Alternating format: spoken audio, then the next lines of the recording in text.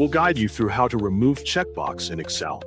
Quick disclaimer, you need to follow this step-by-step guide carefully, because skipping a single step will affect your final result.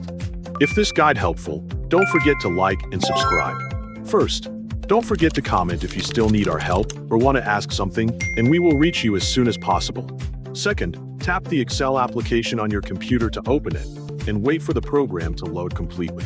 Once the spreadsheet appears on the screen, move your mouse to the ribbon located at the top of the page. Right-click on any section of the ribbon to open additional settings and options. From the menu that appears, choose the Customize Ribbon option to continue. After that, a settings panel will appear on the screen with several options available. Look for the developer box in the list, and then click the checkbox beside it to enable the feature. After enabling it, move your mouse to the OK button at the bottom of the panel. Press on it to close the panel and save your changes. Once the panel closes, go to the ribbon again and look for the new developer section that has now appeared.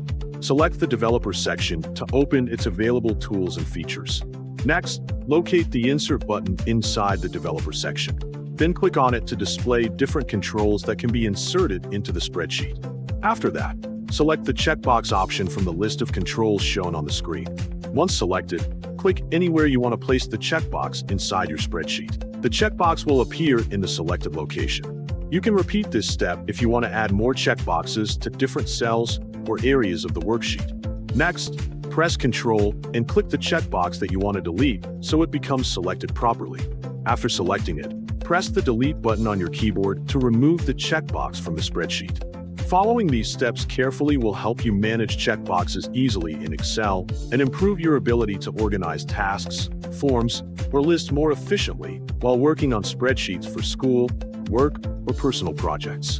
Before closing the file, take a moment to recheck the spreadsheet and make sure the checkboxes are placed correctly.